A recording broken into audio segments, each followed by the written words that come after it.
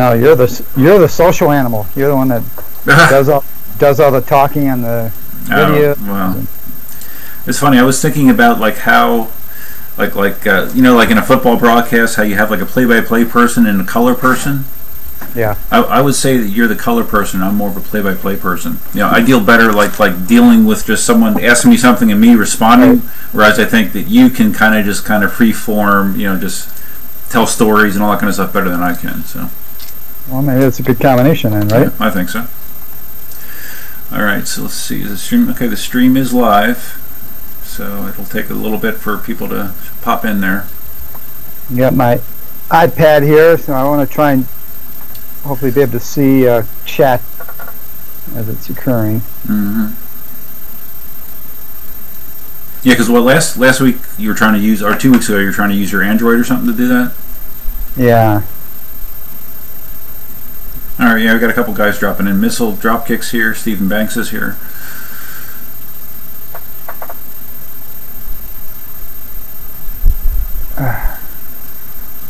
Let's see. Let's delete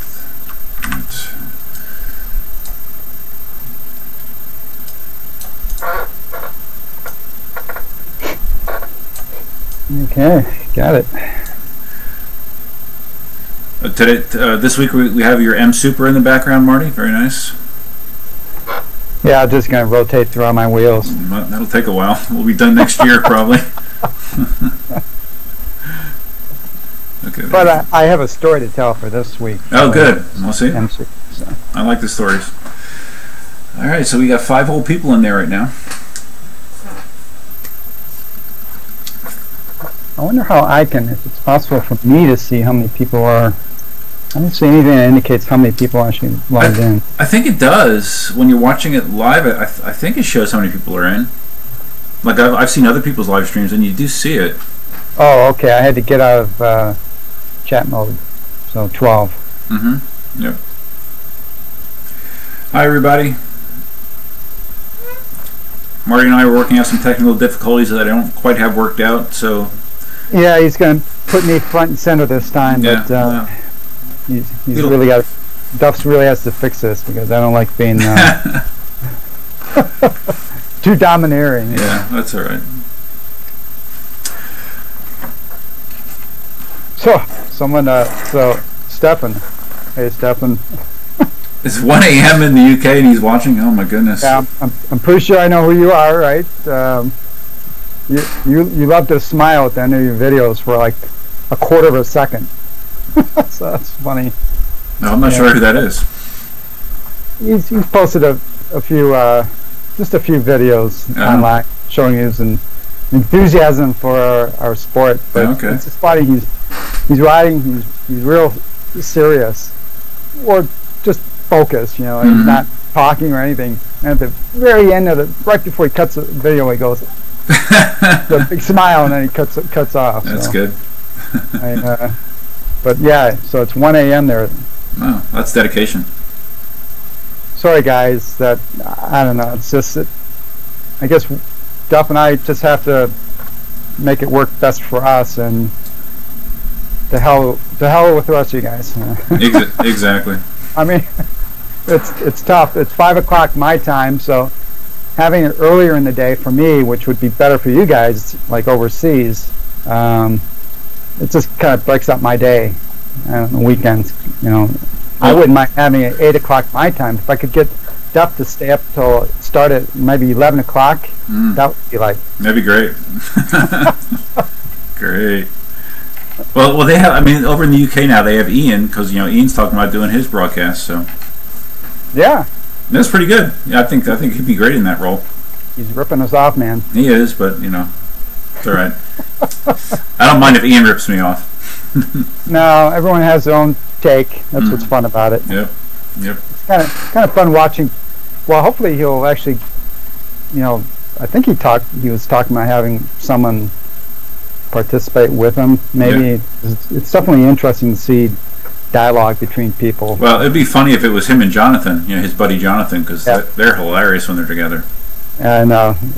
I've seen some of their live broadcasts on the wheel. Yep. I don't know what's the deal with he did that 1,000-mile Yeah. ride, like, what was it, like a year ago?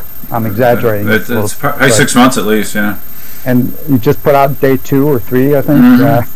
It sounds like he just had like an overwhelming amount of footage, and it's taken him forever to try to go back through it, I guess. But yeah, I'm surprised. Yeah, that's getting a little bit too long, you know. A little bit. Yeah. Frank wants to know when those Gotway shirts go on sale, Marty. Can you see it? I think he wants one. Yeah, this is courtesy of Hunka Hunka, which I think many of us know who that is. So he got he cracked me up when he posted the shirt, and I asked him to show it to me like in context. So and then he sent a picture of it when he's riding. Of course, his head was cut off, so you could only see this part. And then he said he washed it and it got damaged, and whoever he had make this sent him another one, and then he asked me if I wanted it, so I said sure, I'll take it. Oh wow! I'll wear it during our live streams and maybe for fun on 1 or 2 group rides. Yeah, that's cool. It gets a laugh. I kind of feel a little self-conscious. I don't know why. Yeah. Well, you probably can't see my shirt very well. Well, no, you definitely can't because I'm small. But this is something that Cindy made for me. It's Deadpool. They see me rolling. Riding a Segway, saying they see me rolling, they be hating. Good. So she made it? Yeah, she made it. Yeah. Yeah, she made it when we went to go see Deadpool 2. She made this. I wore this to Deadpool 2. Yeah. She's creative that way. Yeah. Cool. Yes. Stephen, okay, Maddie. Oh, Stephen says, Marty, you ordered the 84 MSX. Okay. Yeah, I did. Or would you like the 100 volt, like what? You were talking about Matthias. I call him Matthias. You called him Matthias. How's it? Am I wrong in the way I'm pronouncing that? His name? We'll look at the chat here, but I swear I've heard him call him Soft Matthias. Yeah, you're probably right. Yeah. But he got. And just while we're on the talking about names, Tashawn. Yeah. His name's actually Sean. Really? He pronounces it Sean? Yeah. Really? Which is your name too, of course. Well, yeah, it is. That's funny because I know his last name is weird. The way his last name is pronounced, it's like Foy. Like. Yeah, but I've heard House of Job. Mm-hmm. Chris Yam. Yeah. Chris. I think I heard him talk to Sean, calling him Sean. And so I figured that's his name. I just wonder if they just like de-emphasized the T. Maybe it's like Sean. I don't know. I don't know. You might be right. I'm going to put money on Sean. Well, I'm going to ask Matthias if it's Matthias. I've been calling him the wrong thing for 3 years, whatever, 2 years. Probably have. He never corrected me though. So. Have you you've talked to him then? Like. No, just chat. We chat all the time on Instant Messenger. Your voice is dead. It's dead? And it got really, really sharp. Hold on.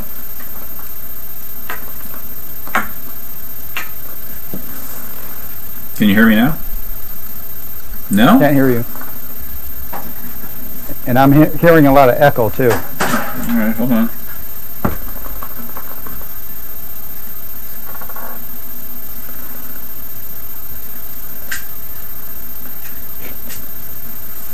Anything? No? Yeah, it's really sounding bad. Okay. Technical difficult. Something sounds good. Now you hear me?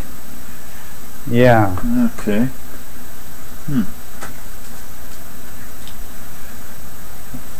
Technical difficulties. I love them.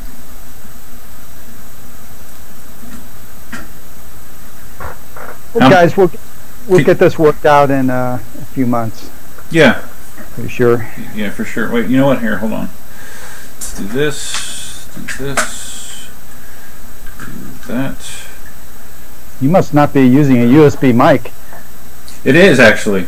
Really? Because it sounds like an audio cable being plugged in and out. Well, it's part of the headset. All right, can you hear me right now?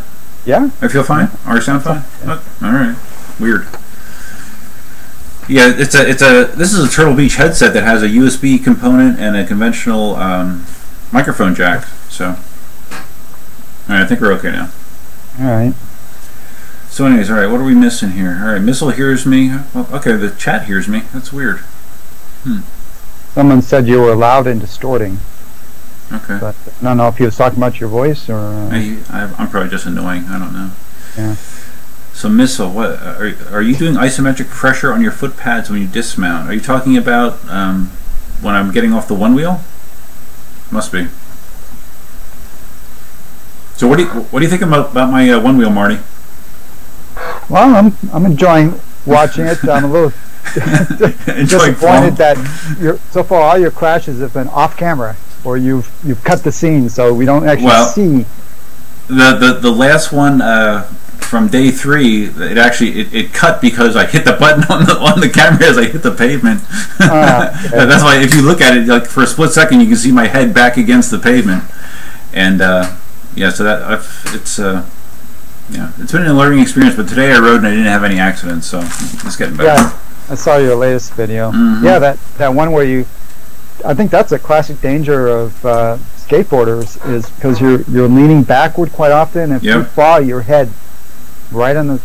So good thing to be wearing a helmet. Oh my god! Yeah, if I didn't have the helmet, I probably would have cracked my skull. I hit it quite hard.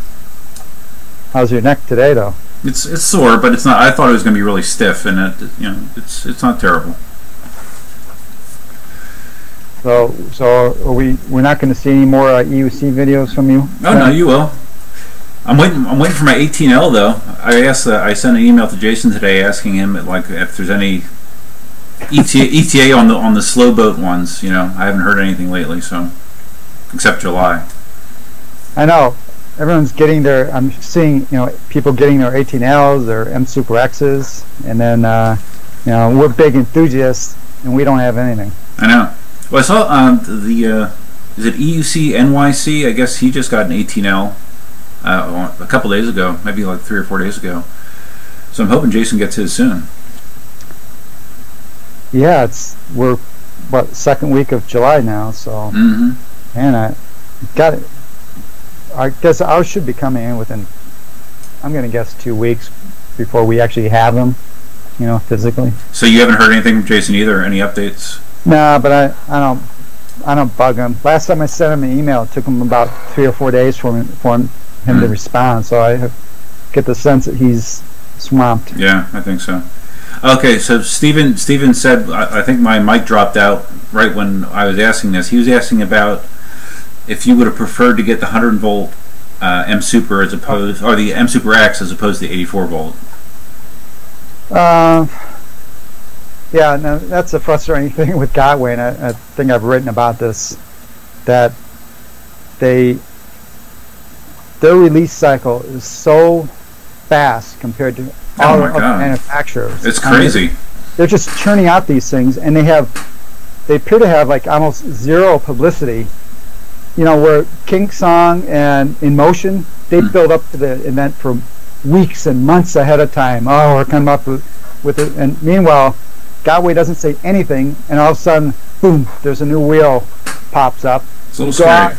You buy that wheel, and before you even get the wheel, yeah, exactly. Another version. Yep. Like I got the MCM5, so I asked Jason, hey, can you get me one of these? Because I saw some post videos from one of the guys at Gotway, I think. It looked cool, and it had a powerful motor, and that's why I decided to pull the trigger. And Jason said, yeah, I'll get one in my next shipment. And there was 650 watt battery capacity. And, I like distance riding, and one of the reasons I like my King KS 14S was that it has an 800 watt hour battery, so I can go 35, 40 miles on that guy. And but the specs in the MC5 really intrigued me, so I thought, I'll get it anyway. So what happens? I get it. I publicize it. Great wheel, and I still think it's a great wheel. Having fun with it. Rode it a couple days ago, and so he puts in an order to just get more in to supply the demand, and then I find out from everyone that they're getting 800 watt hour wheels. The 680 is discontinued now. It's only 800 watt hour. Well, they probably still sell the 650, but Jason's getting 800, and which really burns me because Oh yeah. I'm a distance guy. I want that battery, and so I was going to sell mine by the 800 from him. So I emailed him. That's what I emailed him last week, and I said, "Hey, are they all sold? The ones coming in, or do you have an extra one for me?" And then he suggested, "Well, why don't see if I can get a couple 800 watt hour packs, and then he'll take mine back." Use it, I guess, as a spare for, spare parts type thing. So that's cool. So yeah, maybe a month or so I'll be able to upgrade mine and have my distance wheel. Mm-hmm. Yeah. So back to Stefan's comment. So yeah, I saw there's a couple 100-volt M Super X's out there, which is really intriguing. I already bought. I actually paid. I put my money out. Jason has all my money now, so I bought the 84-volt one. But for me, I like distance, so I wouldn't want to give up the. I wouldn't even give up the range. I really like the 1600 watt hour battery, so I can go 50 plus miles on a ride. Is yours a 1600 watt hour battery? Your MSX? Yeah. Okay. And my current Super, the 84-volt one, is 1600. Yeah. And I just love that. I have a 1600 ACM, the M Super, and I'll have the M Super X. If I were to buy another, I'm not going to do this, but if I were to buy an M Super X, another one, I'd get the 100-volt just to round things out. Let me just write this down. Marty is not going to buy a 100-volt M Super. Yeah, right. Sure, Marty, sure. But I have no intentions. Maybe a couple years from now, when they're all 100 volts, I'll get around to it. I really wish they could. When all the 100-volt wheels coming out, there are all these low battery capacities, which right. I understand because of the dynamics of the battery configuration. That's what you're stuck with, but I don't like it. Yeah. I like the range. Well, I'm curious how it'll perform in your hill climbing, because I know with Matthias, with his tests, I mean it's been a monster, and the temperature hasn't been going up at all, and it sounds amazing. So yeah, I can't wait to get it to try it. So it was Stefan. I think was he getting one? Right. He said that Ian's going to be getting them in about 2 weeks. So Stefan, are you actually getting the M Super X? Because you have a KingSong now. I'm pretty sure, if I remember. And yes, Nicholas, I'm getting the 1600 watt hour M Super X. I think someone asked us this last week, Marty. David Silver's asking if we could only have one EUC, which I know is blasphemy, but if you could only have one EUC, what EUC would that be? The ACM2. Well, that's true with you. I know. Yeah, that's true. You would say that. Yeah, with me, I don't. It's real close between an M10-3 and an M Super. Because the M Super, I think, is my best all-around wheel, because it can do. It's agile, it's strong, it's fast. It's a good cruising wheel. But the M10-3 is just so much damn fun. I know. With what you can do on it, it's a whole different. It's almost like a whole different machine. I would have kind of thought maybe you would have picked the Monster, because when you've been doing. You ride the Monster a lot. Mm-hmm. It seems to me, at least the videos you see me riding. If the only thing I could do is considerable distance street cruising, yeah, the Monster for sure. Because I mean that thing, there's nothing that's better than the Monster as far as I'm concerned when it comes to that.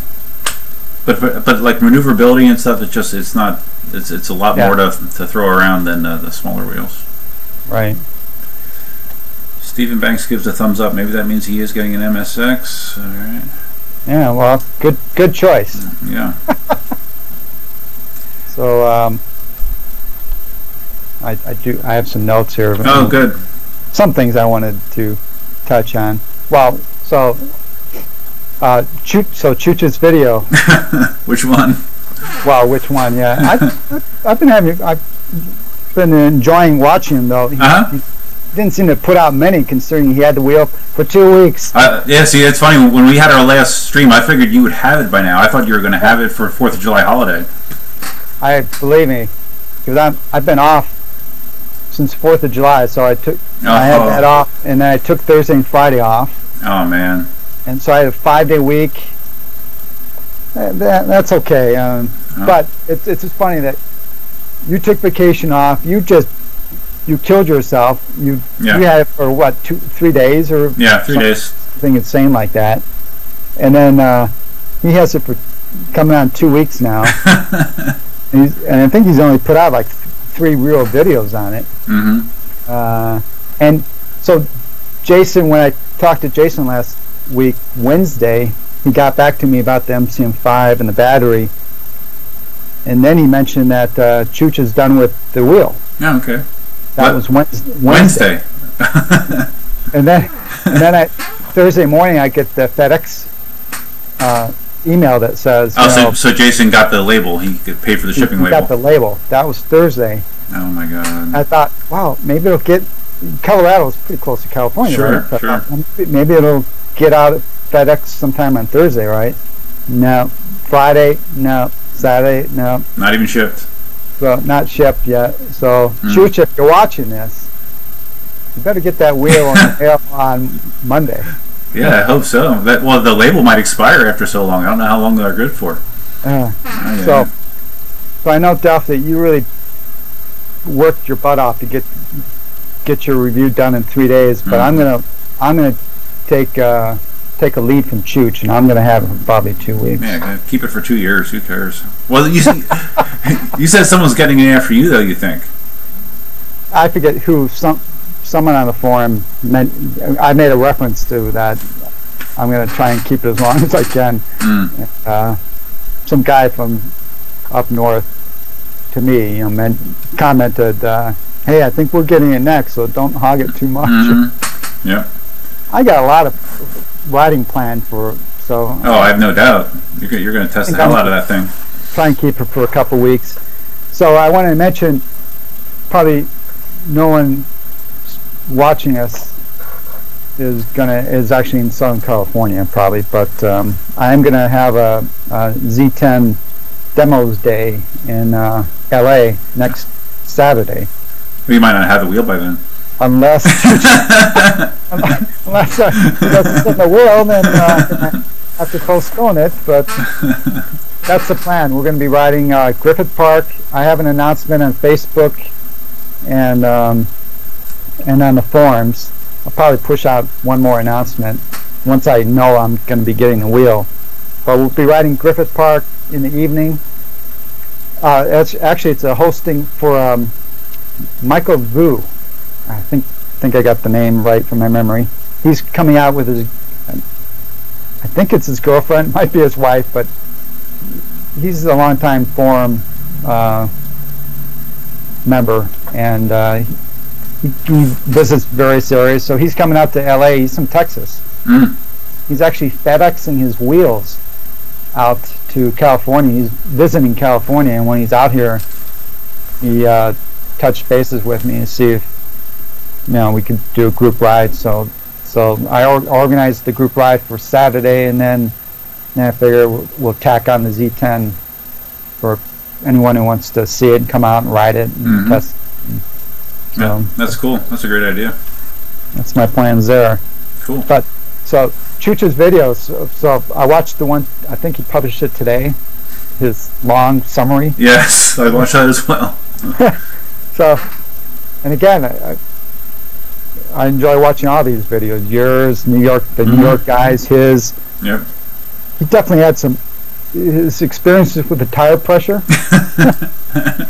So I'm going to be experimenting with the tire pressure, but there's a really big takeaway that I picked up on this that some of you guys might not have realized, but he weighs 120 pounds. I thought he mentioned 155 or something like that. Okay, so my interest really peaked up when he said no. At the beginning, he says, "I weigh 120 pounds." Oh my goodness! So when so my riding weight is about 175 pounds. Go to the gym, pick up one of those big 45-pound bars, add 10 pounds onto that, and that's the difference in the weight. Yeah. So when he's saying he's riding this thing at 10 psi, that's because he's much closer to the Chinese guys in terms of absolutely the riding weight. Yeah. And then later he mentioned he mentioned the word average. Average guy 5'6", 150 pounds. Oh, okay. And by the way, I was curious. The average American male is 195 pounds and 5'9". So I think my size, my height and weight is probably closer to the average. Probably. So when I get it, I'm definitely going to experiment with the tire pressure and I'll let everyone know how it rides. I'm going to do I have a typical route that I do for range tests. So I'm going to get a range. I'm really anticipating it to be a 35 to 40 mile wheel. Yeah. Based on my weight. Well, based on the road riding that I did, that's kind of what I came up with as well. So, but yeah, that tire pressure is something else. I mean, you might as well like just sell an ice pick with the wheel and just pick the tire, and you'll be good to go. It's about the same PSI. That's a good benefit, I guess, if you don't have to worry about getting a flat because it's still rideable. Yeah, absolutely. Oh, I had something.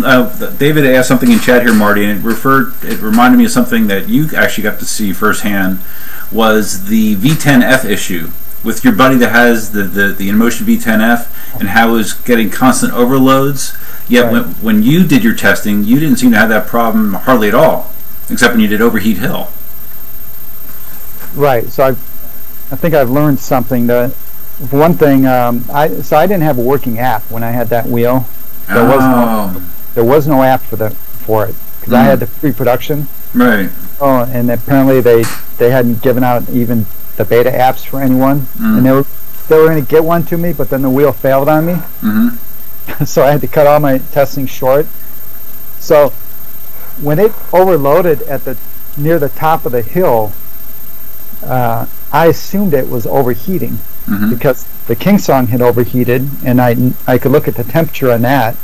I knew it was overheating, but it's not clear. I get the impression they don't really have an overheat message per se, so it might have been overloading on me, not overheating. Right. And Scott Lamb, he's the one I was riding with up to top of the, we did that 4,600 foot climb. And it was just overloading all the time. It looked miserable. I mean, I'm surprised he didn't pick it up and throw it down the mountain. I mean, it was so frustrating. Yeah. Of course, the video was really compressed because it was a 2.5 hour ride up. So he did get a lot of riding in. But it was frustrating. He has a good humor about it. But Bill, who goes by Stan Anonymous, roughly, on the forum, he's another guy kind of like Chooch. I think wet out of the shower, he might be 150 pounds. Oh, okay. I think that's pushing. He might be a 140-pound guy. So he's light. And so he says, my V10F, no problems. I can go up steep hills. And oh, wow. But not Scott. So, and last I heard, that latest firmware update that they pushed out did not fix his problem with the overload. Wow. Hopefully they address it though. I don't even know if they know that that's an issue. So I think the firmware update was really focusing on other issues. Well, I know Eddie Moy. He was commenting the same thing with issues with the firmware. Although he's not climbing hills or anything, but I know that he noticed a very noticeable difference when he applied. I don't know which version it was, but he wasn't happy at all with his wheel after it was applied. So Tony, San Francisco. Oh yeah. So were you the one that was commenting to me that? Hey, you can't keep it for months. We're going to be getting it. I'm going to keep it for. My intention is to keep it for 2 weeks. If Chooch got it for 2 weeks, I'm getting it for 2 weeks, and now I will be pushing out a lot more videos. I got lots of places to take it, including the ocean. I want to do one beach ride in the water. Oh wow! Yeah, Tony says that Tony is the guy that was giving you a hard time. Well, So I'm exhibiting a lot of patience with Chooch, so you guys up north are going to have to be patient. Actually, what I was thinking of, to give me it's all about me, see, to give me maximum time with it, I was thinking I'm going to keep it till mid-August, and I'll give it to you guys personally at that meetup that we're going to have in Las Vegas, if you're going to be going to that one. Oh wow! So, had you heard about that? No. So, the guys up north, and they have a really active community up in San Francisco, and there's quite a few guys active in the forum. They, I don't know who organized this, whether it was Jesse, maybe, but they organized a meetup in Las Vegas for August 12th, I think. Don't quote me on that, but it's a weekend, and it's for all kind of like an electric mobility type get together. Focus, I think, mostly on EUCs, but probably one wheels, electric skateboards. So I think it's going to be Friday, Saturday, and part of Sunday. Basically a long weekend. Going to do a Devil's Canyon ride. This is mid-August in Las Vegas. So think Death Valley and that. Oh my God! But you're gonna do I think it was called Devil's Canyon, like sunrise. One of these, sunrise, beautiful type. Oh, that'd be awesome. Yeah, it'd be beautiful. And I think Michael Vu has posted some videos in the past where he rode that. I want to say it's near Hoover Dam too, or there might be some riding around there. And then going to be doing some riding on Saturday night on the Strip. Group rides, and that'd be awesome. It's going to be cool. So really, actually hoping people from all over come to it. Could be really cool. I don't know what you think about Las Vegas stuff, but I've driven there a couple times, but it's a little far for an EUC convention. There's that Red Rock Canyon area that's near Vegas as well. I've hiked it, but I don't know if you could take an EUC there or not. And maybe that's it. Okay. I was going from memory Devil's Canyon, but maybe it's Red Rock. Yeah, Red Rock Canyon is a very popular area there. So I'm excited about that. I got to figure out which wheels I want to bring, and I haven't done any planning for it. It's like a 4 to 6 hour drive for me, so I don't have to do too much planning. So, speaking of long drives, have you actually been in touch with James, the guy that saw my Z10, that rode my Z10? Yeah, so good segue there. I was going to mention that he contacted me. I heard. Okay. Well,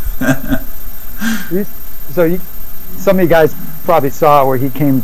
You drove down to Duff, like you said. What was it, a 4 hour?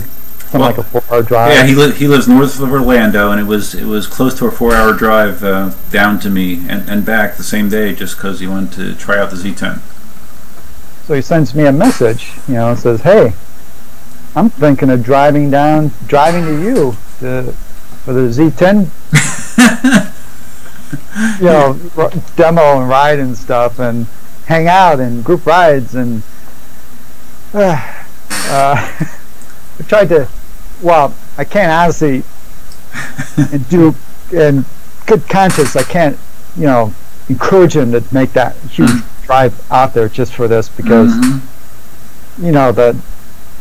the demo, the Z10 demo, we don't have unfortunately we don't have like this huge community in Southern California. I'm still trying to figure out why we can't get too much participation, but it's probably going to be an hour worth of Z10 demoing, right?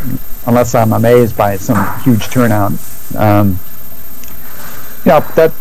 That's next weekend, and that's what I have planned. And I told him I don't, even though it might look like I do a lot of group rides, they tend to be more ad hoc. Right. Not a lot of planning. And when I get the Z10, I do work, so I'm not going to be taking any vacation days. And I got my own life type thing going on. So I told James the same stuff. I can't dedicate. I can't say, let's go. Let's do this ride here. Let's do this ride. And like you mentioned, doing a bunch of the rides. Well, I have hundreds of trail rides mapped out, but any given one is a day. Right. It's not like you can say you can hit. Well, let's do this one. Well, I do one of those rides, and that's kind of it for me for a weekend, because if they're trail type riding, it's a workout on my legs. And so anyway, if he, so I gave him, I warned him and everything, and if he wants to come out, I don't think he's gonna. I don't think he'll care. He'll whatever time you got, he'll work it in. But it's funny because I really think that you guys are like two peas in a pod. He very much reminds me of you, so I think it'd be very interesting. Well, don't take this the wrong way, Duff, but I wouldn't drive across the country to meet up with you for a Z10 ride. No, me either. But well, see, it's not just the Z10, because he's told me that you have all the wheels he's interested in. He wants to see the MCM5. I think the M Super X he wants to see if you have it by then, and the Z10, of course, if you ever get it. So. Yeah, I won't have this. Unless some miracle happens, I won't have M Super X. Like I said, I'm guessing I won't have it for good 2 solid weeks at least from now. Well, I let him, when he was down, I let him ride my Monster as well. He never rode a Monster before either, so that was so it was different for him. He liked that as well. That's his next wheel, maybe. Yeah. So is he definitely coming? Is he definitely driving out there? I haven't heard from him after. So I don't know. Okay. Well, I think that'd be very interesting. I won't at this point. I won't feel guilty because I've said my piece. And, you can't. Yeah, you can't. Yeah, you've got to be honest about it. Yeah. So, but if he does come, we'll definitely do that Griffith Park evening ride, which is beautiful. And then, if Chooch gets this thing in the mail, I will have the Z10, and I will be riding it Sunday too. So we could probably do a ride on Sunday. Yeah, no, that'd be cool. Be awesome. Let's see. Oh, Missiles asked me about. Missile is riding the Z. He wanted to know if riding the Z10 was like riding the Z wheel was similar to riding a one-wheel tire. No, but I had the Z10 pumped up, evidently way too high. It was probably around 50 psi. Yeah, sounds like it was a solid, like it felt like a solid piece of rubber, huh? Yeah, it did. But evidently, the recommended psi on the side of the tire is 32. So I would say probably 30-ish will be comfortable for most people. I would hope.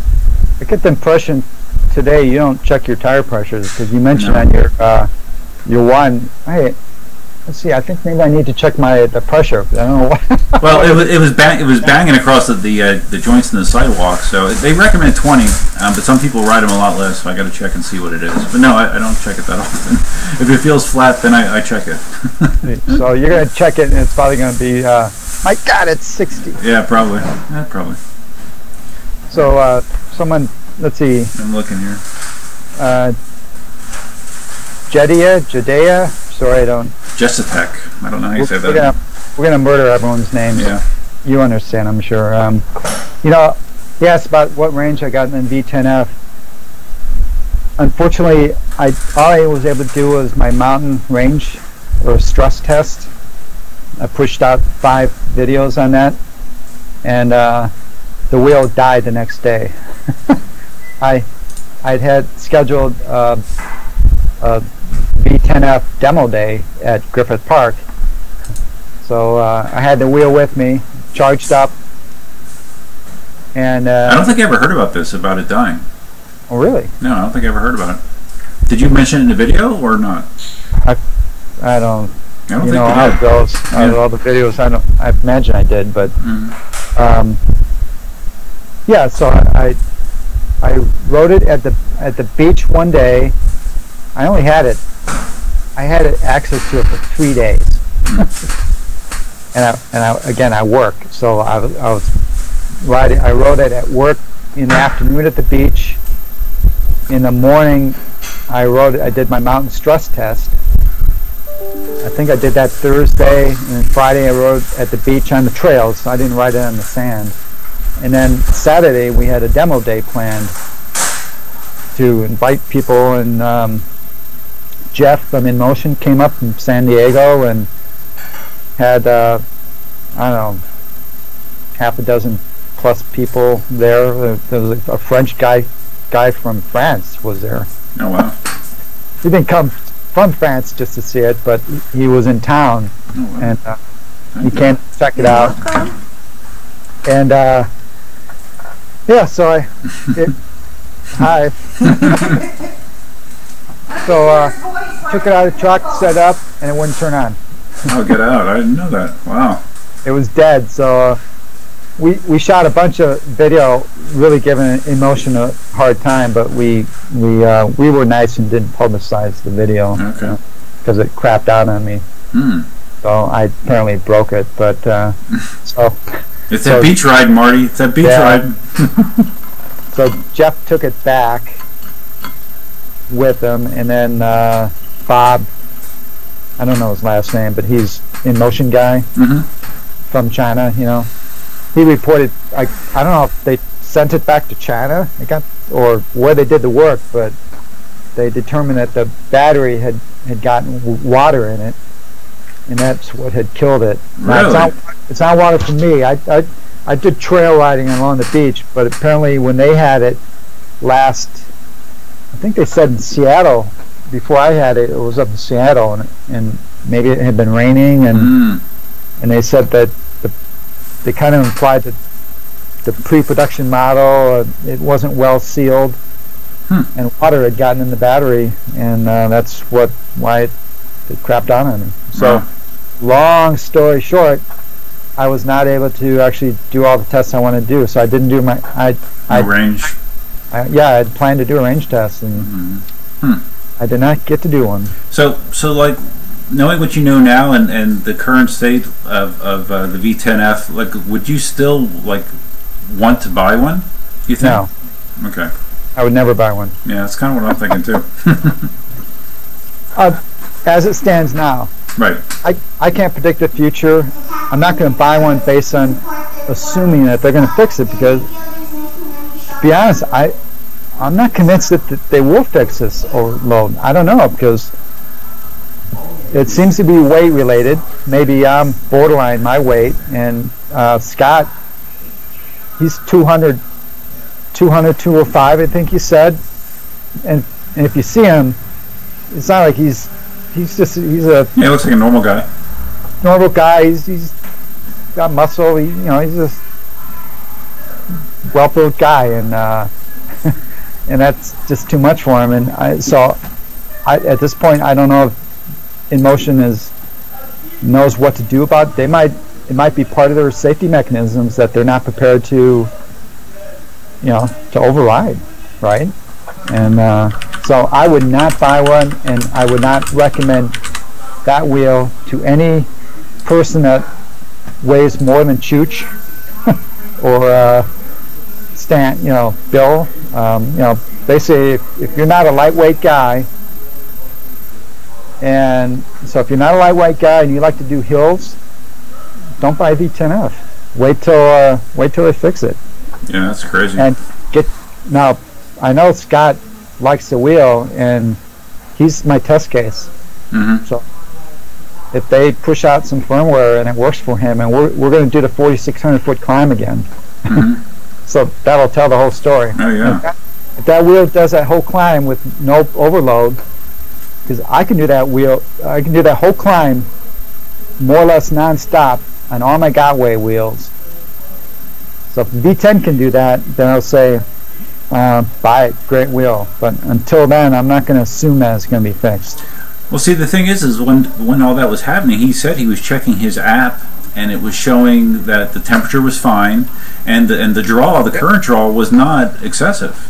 Right. But it was still throwing an overload, so yeah, that would frustrate me big time. But beyond that, I do want to say that I think the V10F is a great wheel. When I had it zoomed up the hills. I thought it was a fantastic travel wheel because of the high pedals. So that allows you to avoid deep rut, or not. That allows you not to have to avoid deep ruts. You can ride over bigger boulders, and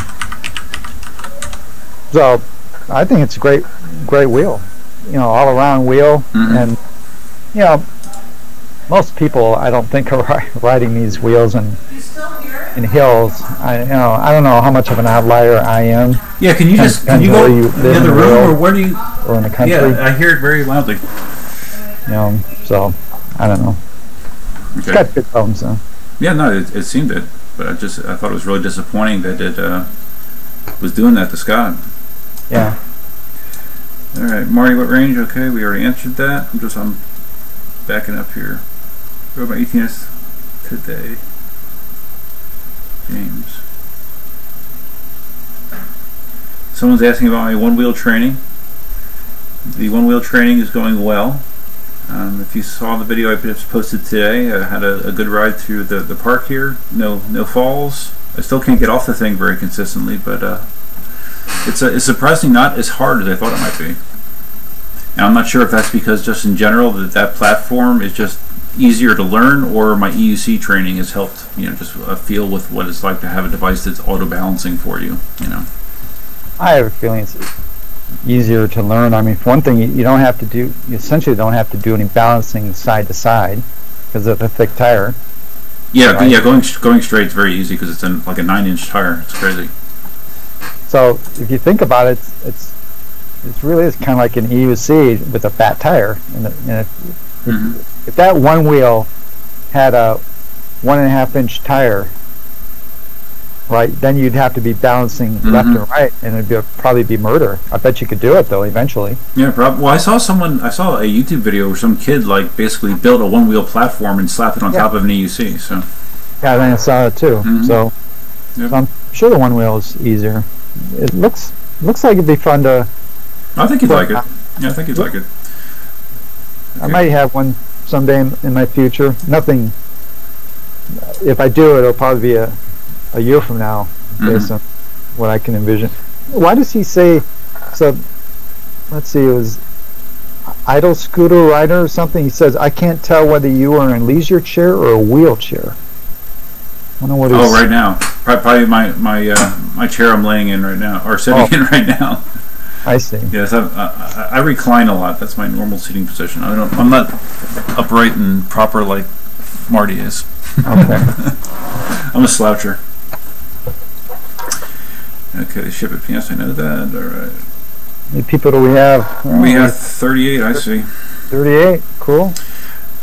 Which I think is. I don't remember what we got up to last time. I don't remember if we got this high. I don't think we did. I remember you mentioning something 40 something. Really? 126. That's pretty good. Sure. Appreciate you guys stopping by. Hopefully you're enjoying this at some level. I don't know. You guys all see my we talked about this at the beginning of my shirt. This is courtesy of Hunka Burning Love. He's got to change his name some point. That's really embarrassing to say that, but anyway. I think he's a big Elvis Presley fan, I gotta assume. But he had an extra one of these shirts made and sent it to me for kicks. So I thought I'd wear it during the live stream and maybe a couple group rides in the future. So did he basically just like Photoshop your face onto someone else's head, or I mean, what, or is that a younger picture of you, or what is it? No, my wife is an artist. Oh. And this is one of her artwork pieces. Oh, yeah, that's great. And I'm not sure if you can see. You see, it says Defiant. Yeah, I did see that. Yeah. So the name of the piece is her art. This piece was called Defiant. She had gotten a picture of me. And I had kind of a, I don't know why. It's, you know, when you take pictures, sometimes you just have a passing expression in your face, and if the camera just happens to capture it. Yeah. And that, I think that's what happened here. So I kind of looked pissed and. You look defiant. Yeah. So she called it Defiant, and she actually won first place in art competition with this piece. So Hunka, he must have seen this somewhere, maybe off her website, or I don't know. So he grabbed a copy of the picture and put the Gotway up here, and I don't know. I guess it's Defiant because I ride a Gotway, and I'm defiant over all the crappy quality control issues maybe with Gotway. You're proud of it. Yeah. Okay. So, what light do you add to your EUC? Someone's asking. I don't add any lights to my EUCs. I don't do a lot of night riding. I don't think Marty adds any light to your EUCs either, do you? You don't? No, but I did. We did our first group night ride a couple weeks ago, Griffith Park. I don't know if maybe you might have seen. There were a couple of videos. Yeah, I saw some of it. Yeah. On that, and that's where we saw some deer.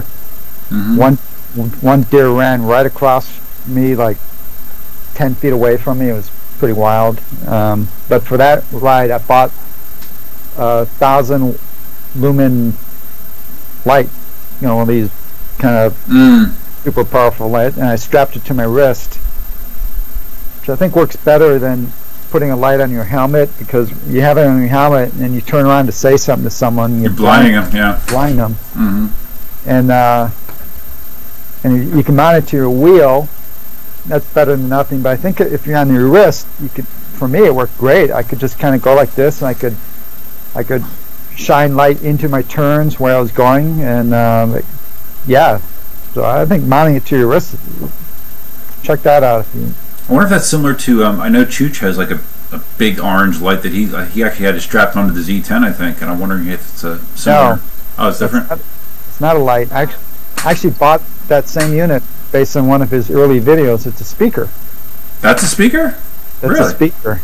I was using it actually a couple days ago too. I have strapped it on my wheel too. It's a Bluetooth speaker, and what's great about it, if you buy your typical Bluetooth speaker and strap it onto your wheel, they send sound out to the sides, and you know. Meanwhile, it's strapped to your wheel, which is between your legs, right? Well, this one, and there's a link in my gear equipment list on my YouTube channels, my YouTube videos. There's a link to it in there. I remember your video that you did about that. Yeah, it's the same one, and it's meant for bicycles, so the speakers are focused to go up. So it's perfect. You put it on your wheel, and the sound is, instead of going out to the sides, it's going right up to your head, and that's cool. Sounds great. The Z10 actually has a Bluetooth. I'm 99% sure it has a Bluetooth speaker built into it, but I think on that model, the pre-production model, like it wasn't working right after Chris loaded firmware, like the Bluetooth part of it didn't work. But actually, he had a video where he was playing music out of the Z10, so it does actually have a speaker in it. Yeah, I remember when Chooch today, when I watched that video, it occurred to me that he's got that speaker. Wonder what's going on with the 9-bot speaker. Yeah, I think that's what's going on. Like one of the firmware updates kind of messed it up, but it is supposed to have it, and my 18L is supposed to have it as well. Well, they all KingSongs all have it, right? Yeah, you never heard of KingSong before, but it's kind of weird. Some of their wheels, which is like the 18L, no, I'm sorry, the 18S. Speakers on that are kind of sucky. Oh, really? But my 14S, much smaller wheel, man, the speakers on that are amazing. They sound really good. So I do think that maybe that's a future Gotway improvement. Someday they'll add a built-in speakers. I think it's kind of cool to be able to I don't play music that often, but if you're trail riding and you're not going to be around a lot of people, it's kind of fun to play some music when you're riding. That's cool. Mickey mentioned his 18L came with no lights working and the speakers were bunk too. Well, that's unfortunate. Are they fixing it for you, Mickey, or what's the deal? I saw that post on YouTube, on Facebook. I don't know if that was you by chance. Posted a video where, the speaker, you turn on the speakers were doing this boom, boom, boom, boom. Oh, I did hear that too. Yeah. I wonder if that is the same guy. Jason thinks it may be a bad board. Oh, he got it from Jason. No, and it was him. Okay. Okay. So is Jason sending you another wheel or just a board, or I'm curious what you do in that situation. That's a real pain because it is. So Gotway wheels, it's unfortunate you have to open them up more than other wheels, but on the plus side, they're very simple wheels to work on. You take off, you don't have to take off the pads to get into the wheels. They don't have machine screws, they use the wood screws type screws, but basically they're really easy to work on. When I had to take apart the KS14S to replace my failed control board, it was a nightmare. It was like, I'm exaggerating, it was a night, but it was 2 to 3 hours of my night working on it, because you have to, it's so well built, and they have really nice wiring harnesses, so you're clipping all these ties, and then thinking, all right, I got to put all this back together, and it was a lot of work to get out that control board. So I think that sucks if you get a brand new wheel, and then you have to spend an evening taking a wheel apart. I don't know. Well, I watched actually KingSong recently posted a teardown video for the 18L, and actually it didn't look horrible. I mean, but I see what you mean about the build quality. I mean, it looked just so well built inside. Yeah. But it didn't look horrible. I mean, it looked more involved than a KingSong or than a Gotway, but it didn't look horrible. I'm probably exaggerating a bit, but relative to a Gotway, it's a lot more work. Yeah. Any of you guys who have KingSongs that don't have Gotways, then I guess you can't relate. Maybe that's a good thing. Well, that is unfortunate, though. That'd be a real bummer to get a brand new wheel, and you're at the point where you have to either go through the hassle of exchanging it or go through the hassle of ripping it open yourself. So. And we all know that KingSong has just incredible quality control. So. I'm just joking because people just rag on Gotway, but then it's all crickets. KingSong has problems. But the build quality on the MSX, it seems to be that's something that Matthias has echoed, that he really thinks that they've stepped up their game as far as the quality of the wheel. Yeah, I noticed you picked up on Matthias now. Huh? Well, until I confirm it, I always believe you, Marty. So. Well, so I think Matthias might be even more of a fanboy than me for Gotway, because I don't know. I pushed out a video where we opened up the MSX real time to kind of look at things, and yes, it's definitely a step up in quality, but it's not like, whoa, this is. It's not like a KingSong wheel or a 9-pot wheel, yeah. To me, the only real improvement I saw was the fact that they finally went to machine screws for the connecting the shell together. Right. That's the big jump in quality. The wiring harness is still, it's still it's not a wiring harness. It's just pushed into a channel basically, and wires kind of just crisscrossing like this over the motor axle, and Yeah. And then they still use gobs of this Yeah. silicone on all the connectors. When I did my case on my M Super, that was such a pain. It was entombed in that white silicone. It was terrible. Yeah, it's terrible. awful. Oh, it was terrible. Why? And you look at again, KingSong, you open up that wheel, and it's beautiful. And they have a connector, real to God connectors that connect everything, and there's no need to put this goop on everything. So to me, and I don't know, so I think the MSX is definitely a step up, and definitely the electronics look better, but again, the electronics actually don't look anything near as quality as the KingSong. When you look at the KingSong board, I'm an engineer, and I've been around industrial quality electronics my whole life, and when you look at a KingSong control board, it strikes me as this is a high quality component. This is good stuff. When you look at a Gotway control board, it kind of looks closer to what someone might do in their garage. Maybe a step up from that, but it does not impress me as industrial quality electronic assembly. So, and the MSX still gave me that impression when I saw it.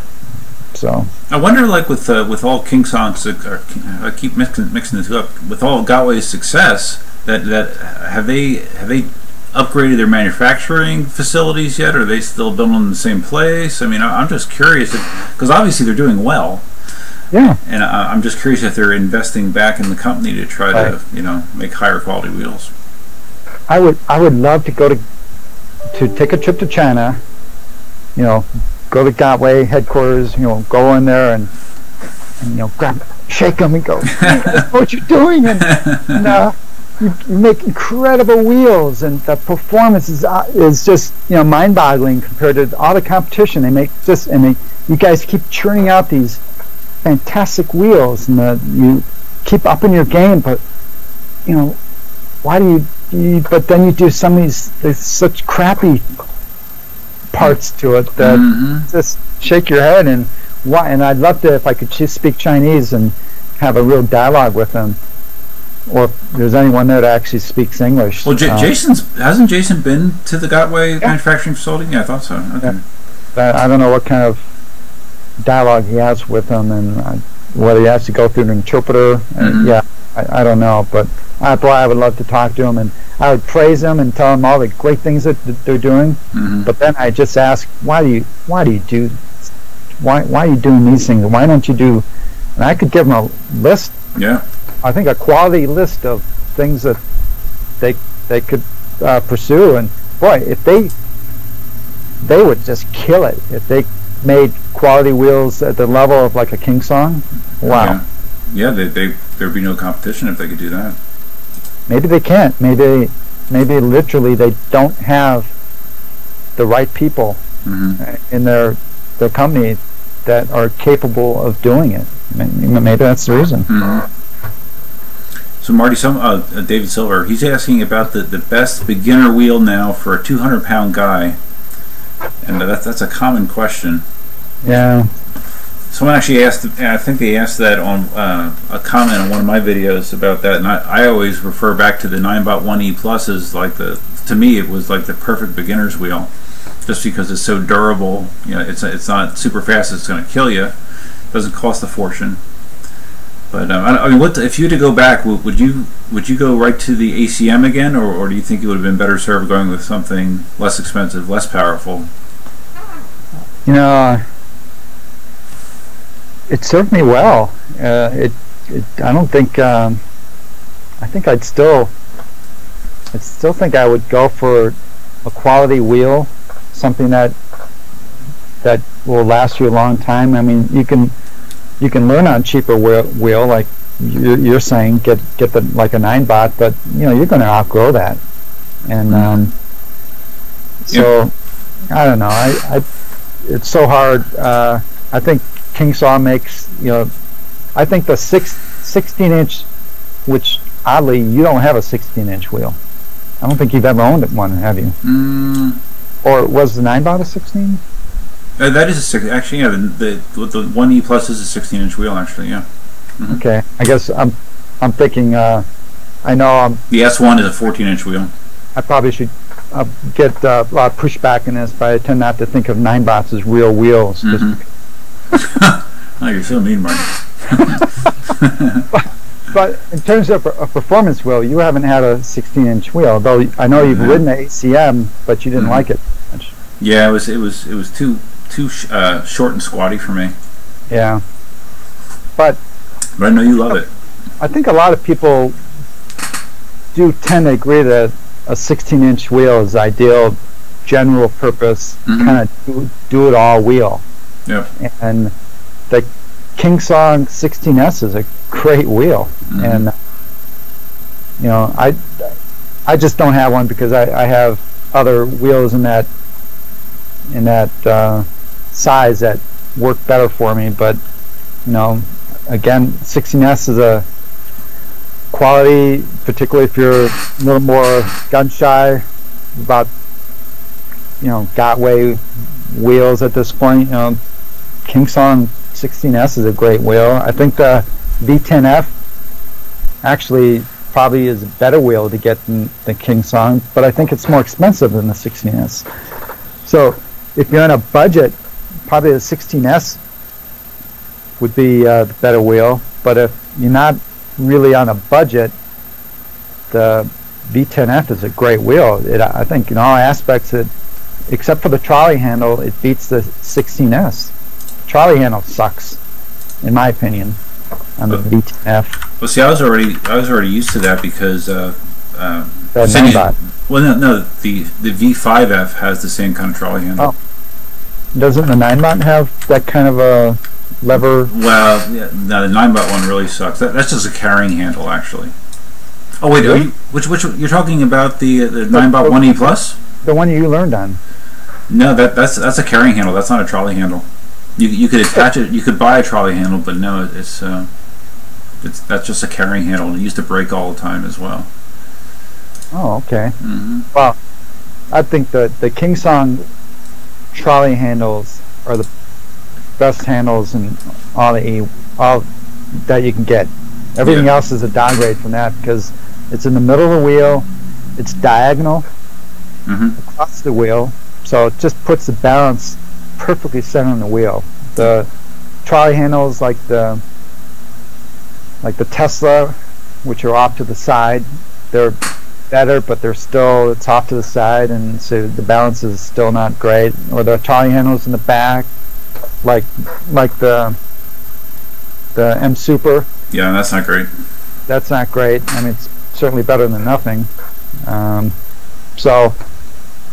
But yeah, other than the trolley handle, I think the V10F is the wheel to get for a 16-inch form factor as a beginner wheel. I mean, of course, you can any wheel. I think, if I'm remembering, I think Scott Lamb, you know, guy with V10F pumps, he bought an M10-3 as his first wheel. Really? I think we tried to convince him not to because it's not really a beginner wheel. No. But he was up for the challenge, so he actually learned to ride on the V10 on the M10-3. So you can learn on any wheel. Bottom line. Yeah, that's tough. Wow, I didn't realize that he had an M10-3 as his first wheel. Yeah, I'm pretty sure it was Scott. Yeah. Marty, you're too nice. The V10F is not a good choice at this time. Well, that's kind of what Marty said as well.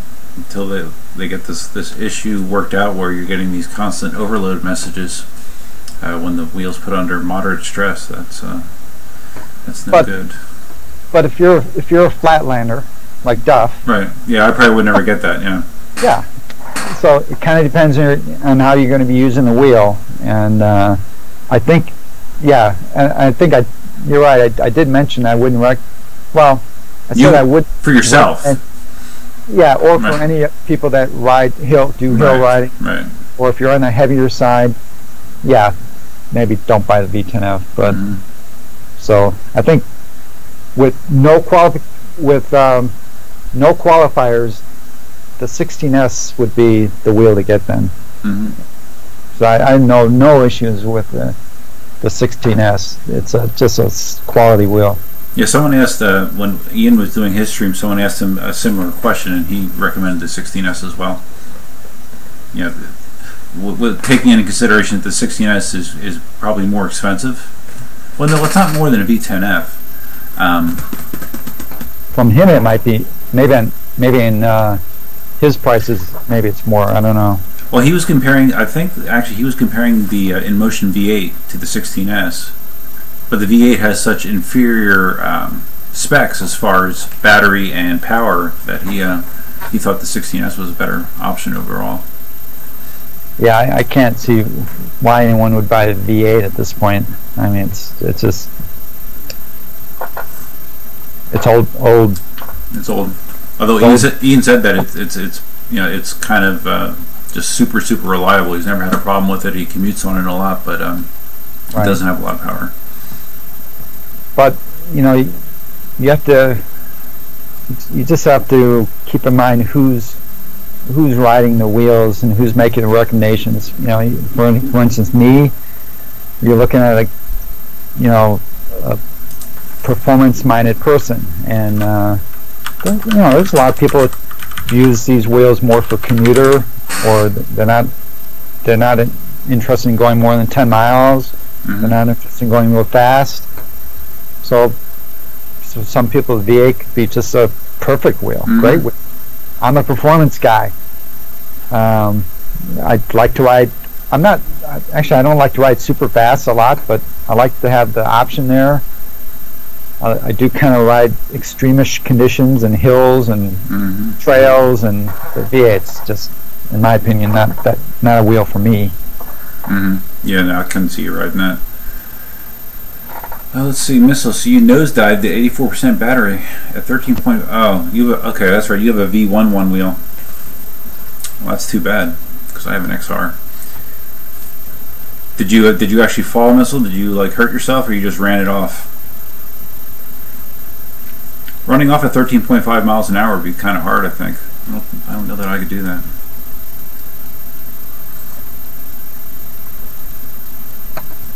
Mickey's asking Marty if you ever drive anymore. You just ride your EUC everywhere. Again, some people might think I have a lot of wheels, but there's a lot of guys. Yeah, there's a lot of guys out there have more wheels than me, I'm convinced. And there's people that ride wheels a lot more miles than I do. Mm-hmm. I don't use it to commute, so most of my riding is on the weekends. Maybe one day during the week I'll get a 20 to 30 mile ride in. So yeah, I ride my cars and trucks a lot still. That's good. But for riding around town, on a weekend, I'm riding my wheel.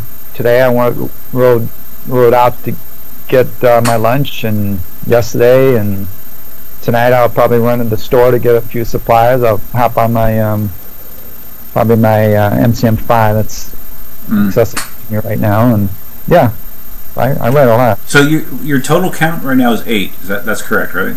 8. Okay. Because I was actually thinking that I'm actually a bit of a hypocrite, because I have four wheels. Let's see, wait, Monster, M Super, M10-3, and the V10F. But now I also have the one wheel. I have 2 Mini Pros. And wait, you said V10F? Did I say V10F? Yeah. The V5F, sorry. V5, okay. It's Cindy's wheel, but I count that. And then I have the one wheel, 2 Mini Pros, and the Segway i2. So I actually have 8 electric devices as well, electric transportation devices. Yeah. They're just not all electric unicycles. You've got your own problems. I do. I have problems. I gotta sell some of my problems, I think. And let's see, how many 3D printers do you have? 5 here and 1 at the office, so 6. so I think you got more problems than me. Actually. Yeah, I might. I just keep quiet about my problems. Let's see, 8 wheels, amazing. Yes. Marty has 8 wheels. Yes.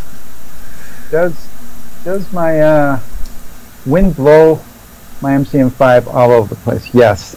The MCM5 sucks in windy conditions. Oh, really? I was just riding it. I'm pretty sure. Last night I was riding it, or the day before. It's been windy here in Southern California, and it just struck me that this wheel sucks. It basically, all small wheels pretty much suck in high wind conditions. Mm-hmm. The heavier the wheel, the better. The Monster is the king of all wheels for riding in any kind of rough conditions, and wind being one of them. I think I've mentioned this in some of my videos. When I like to ride at the beach at least one day a week, and I need to make my Monster more of my beach wheel, because quite often you've got a strong 15 to 20 mile wind coming in from the ocean, and the Monster just sails right through it. Does very little buffeting. Fantastic wheel. MCM5 bad. Well, I was going to say, I bet you, and Scout mentioned this also in chat, that I think you'll find that the Z10 is going to be very similar. Just because it's almost the weight of my 1600 watt-hour Monster, but it's a tremendously smaller form factor. So I'm curious how that'll feel to you. I think it'll be fine in the wind. I had no problems on that 20-mile open road ride. It felt very, very planted.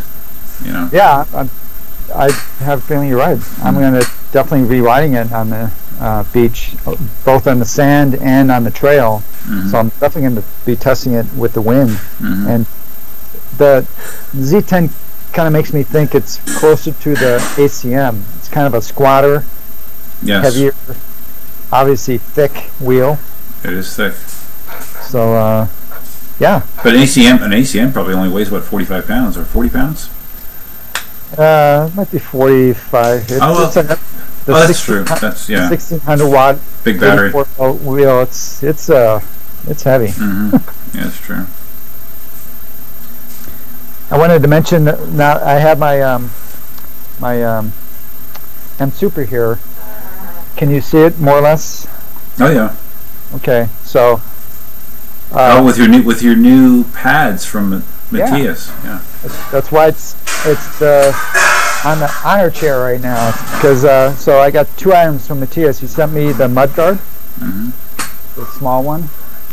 I really like this one better than that bigger one he made at the beginning. Mm-hmm. I don't know. I just think it just looks really nice. Less is more. Yeah. Mm-hmm. Yeah. I don't have a lot of rain to have to ride through in Southern California, but it is nice to be able to go through puddles and whatnot and not have to worry about it. Every once in a while I do ride through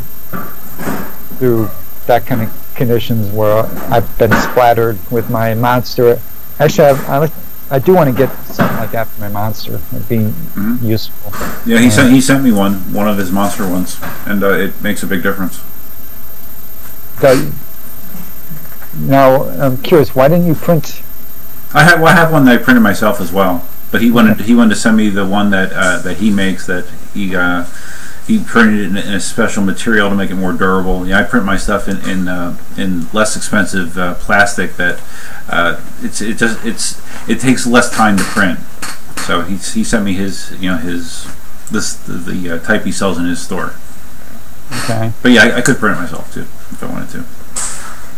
So maybe at the side, maybe on the side, I'll talk to you about it. Yeah, sure. I would like to get one for the Monster, but besides that, he's been working on these side pads, which I have a video on. You can't see it from here, but they push out on the front. Yep. So you can, and it works. It's pretty good. It's not a perfect solution to make this like a perfect hill climber, but you definitely have to squeeze a lot less on the side of the pads, and you just slightly press on the side and then lean forward, and it's amazing just the fact that it's pushed out like, I don't know, half an inch, 3/4 of an inch. Mm-hmm. It kind of does really lock your shins into the into the wheel more, and it lets you kind of leverage forward to climb better. Yeah, I saw your video. It seemed like you were pretty impressed by it. Yeah. And I mean, those hills you were climbing, you could tell how much angle you were pulling. And but did the wheel overheat? You didn't. Yeah, it did overheat. Oh, it did overheat. It wasn't even on overheat hill. We have a heat wave right now. You said it was like 100. Yeah, like the places in the LA basin that were in the 120s, which oh my is God. Like really hot for California. And wow. so when I was riding, it was yeah, like I said, I think 8:30 in the morning, and it was it had to have been in the mid 80s already. And so yeah, right when I got up to the top of that first hill, it started beeping. And I think that might be the first time I've ever overheated the M Super. Really? So, yeah, definitely. But I'm really looking forward to what Matthias comes up with for the new side pads for the M Super X. Right. Because M Super X has these. They're really worthless. And yeah, they don't do anything. Yeah. Again, Gotway, why do you do this? Mm-hmm. Beautiful wheel, and then they have these side pads which you have to see it up close, but they're really poorly made. They look like they rip. They'll be able to rip real easy. Mm-hmm. Fit and finish on the wheel is crappy. It's like there's an indentation in the shell that these things kind of fit in, but whoever designed the pads, when they fit in there, parts of the pads extend beyond the shell, so they're flopping in the wind, so to speak. Yeah, it doesn't do anything. That's crazy. And it looks horrible. Mm-hmm. It does. So Matthias is going to come up with, I think, new pad material, and he's going to add these extensions that will flare out in the front.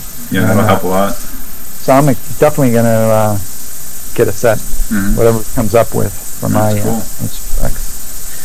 So we have a guy in the chat here, Grind671. I have a feeling he might be a one wheeler.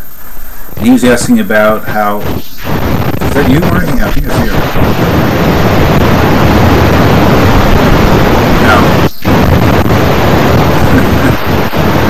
Now Marty has audio problems. Oh, that sounds better. Or at least there's no noise. Nope. I had audio problems earlier, now Marty has them. So anyways, while Marty's working on his mic, you were asking about the leaning that EUC riders have to do when they climb a hill. And that's correct. The way that you get more power out of an EUC is by leaning forward, either leaning on the pedals or literally squeezing the side of it and kind of angling it forward. And no, we don't face plant normally, but you can overpower a wheel just like a one wheel. And if that happens, the wheel can cut out on you. Except with an EUC, instead of doing a nosedive, it usually will angle back when it shuts down. So, can you hear me yet, Marty? No. Let's see, get the chat here.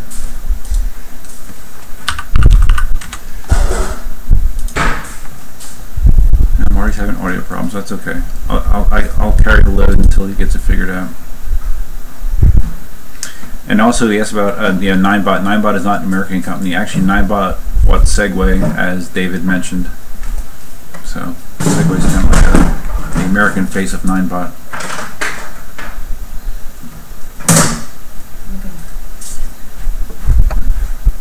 What's that? I'm going to say goodbye. Okay. Cindy's saying goodbye, Marty. Touch your cookies. I don't want to eat while I'm on here. I've sipped the milk. Marty's having audio problems right now. Cindy's here. Say hi, I just everybody. want to say hi and say that I love the one wheel, and I'll probably love it more than any EUC ever. Okay. Good night. Okay. Are you literally going to bed? I'm going to the bedroom, shower, and getting in there. Okay. Yeah, it's nice when you're tired. Yeah, I'm not sure. Marty, are you sure you didn't? The little microphone in Skype doesn't have a line through it, right? Your mic's not muted.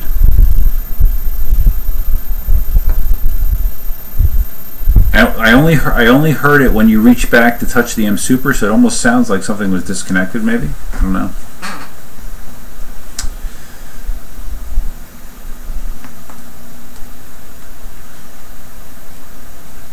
Yeah, grind. I heard something for a second there, Marty. Nope, no, I hear you. I hear sound. How about now? Yep, now I got it. I hear you. Yeah? Yeah, so what happened? Just got unplugged? Yeah, maybe I messed up another USB port, so I switched it to another one. Oh, okay. Well. All right, well, that's all right. You're back. So anyways, let's see. Yeah, Grind was asking about the differences in EUCs climbing hills versus you know, the way you have to lean into it with an EUC and the possibility of it cutting out. And John, who was this now? It's Grind671 in the chat. It looks like he's a one-wheeler. So that's one of the interesting things that I've found is now that I'm doing some one-wheel content and I'm in the one-wheel Facebook group, it's kind of cross-pollinating. Like some EUC guys are like, oh, one-wheels are kind of interesting, and one-wheelers are like, oh, this EUC stuff's kind of interesting. So, yeah, I've been seeing both sides of it. I see. Yeah, well, clearly EUCs are better. I mean, there's just no doubt. Of course. And I think I mentioned in my comment, some people were saying how you know, one wheel is a silly thing and it's like a toy, and a lot of one wheelers feel the same way about EUCs, like they're a novelty, and it's you know, you don't have to really do anything, you just stand there. So it's funny the viewpoints of both sides. I know. Yeah, I would have thought the EUCs. I don't know. I still think maybe I'm clearly unbiased, but I think you get much more unique reactions from people who see a EUC than they do on a one wheel. Well, I mean, today when I was riding around, I was getting people, you know, saying, oh, "What is that?" You know, just similar reactions, very similar, but from a distance, it kind of looks like you're on a skateboard. So I think, but once they actually see you're balancing on one tire, then yeah, they start scratching their heads. And someone asked if I thought that a one wheel might become my personal electric vehicle of choice once I master it, and I said I don't know about that. It's definitely a different experience. And right now I'm all about just trying to get better at it, and I don't know. I definitely feel much more in control on an EUC, you know, because I've never fallen back and cracked my head on an EUC twice, you know, in the span of a half hour. You were mentioning today about the mirror, how ineffective the mirror. But it struck me with the one wheel, since you don't need it. You don't really need it because you're standing sideways, so it's easy to go like this to look forward, and that to go backwards. So it's pretty easy to have good situational. Except when you fall and crank your neck. Because you still can't see right behind you, I guess. It's true, and it's funny, like, you know, learning to ride an EUC backwards was like a huge deal. I mean, obviously you know, Marty, because we went through it about the same time. But doing the same thing on a one wheel is pretty much, you know, it's much less challenging. It feels different because, you know, you have your dominant foot going in a different direction, but it's way easier than doing it on an EUC, for sure. Oh, Katie's here. Oh, Cindy's daughter's in here. Katie Cassidy. Hi, Katie. Oh yeah, and Cindy is actually very excited about the one wheel, even though her back's hurt right now, so she wasn't able to ride today. But she has a skateboarding background, so she's kind of excited to try it out. And she's glad that I'm staying outside with it now, so I'm not breaking furniture inside the house at all. Yeah, I think you can tell me if I'm wrong, but that first video you posted where you're inside, right, and you spin around and you totally lose control. Yeah. It looks like it took a nice divot out of your TV. It put a black black plastic streak across my TV stand, and then well, actually, you saw what it did to my foot, right? The first night I had it, how I got on it barefoot, with no support, not holding on to anything, and it launched across the room and ripped all the skin off of my toe. But then the next night I did something else stupid and I fell off and it rammed into the side of our kitchen island, like punched a hole in the veneer in the side of the island. So yeah, I'm done riding inside. Yeah, I've done enough damage. Yeah, it looks like it has the potential to do more damage than an EUC in a house because it's got that more of a pointy. It's a tank. It really is a tank. Yeah. Although when an EUC, the tire would more likely hit something than the hard edge, right? Although it is nice, I do like that. The thing that's dangerous about EUCs is when you come off and instead of dying, the wheel accelerates. When there's no weight on it and it just accelerates and pops up and spins. It can be quite dangerous, at least with the one wheel, in theory, except when I had to chase it down that hill. It has a kill switch, so when you come off of it, the motor instantly dies. So that's kind of nice, a little safer. Except it didn't seem to work in that one. It did not work on that one. that video is so good. It was so classic, where it's like a. Well, I guess you were using your security camera, right? That was my security camera. Yeah. Yeah. So it's just. Couldn't have made it. It's just so classic because you get off the thing. I'm like, why is it moving? And you go running after it, just like a comedy show on a TV channel or something. Yeah. I just wish you would have saw the end of that because because we had just gotten a tremendous thunderstorm earlier in the day and my property was flooded and that whole basin down there was filled with water and I just kept thinking how people were saying, now you don't want to get a one wheel really really wet or you can try it. And I'm like, okay, well I just spent $1,800 on this thing. I got to stop it. So I take off running and I launched myself and I just grabbed the end of it just before it got in the water. I mean, I just wish that part was on camera. It looks so ridiculous. It was crazy.